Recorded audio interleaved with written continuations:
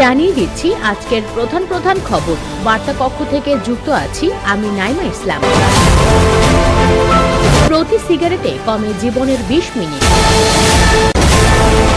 নতুন বছরে বিশ্ব নেতাদের বার্তা।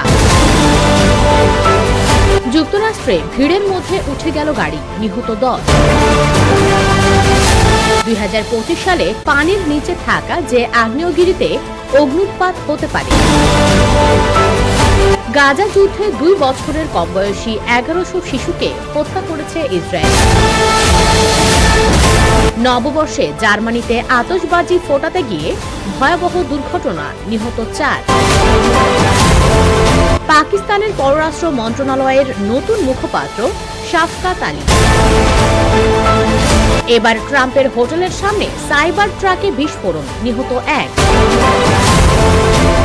ইসরায়েলি পার্লামেন্ট থেকে পদত্যাগ করলেন ইয়োভ গ্যালান্ট। যুক্তরাষ্ট্রে বর্ষবরণ উদযাপনে হামলা, নিহত বেড়ে 15। ফিলিস্তিনে আল জাজিরার সম্প্রচার বন্ধ। একই প্রেমিকের জন্য 2 কিশোরীর তুমুল মারামারি, ভিডিও ভাইরাল।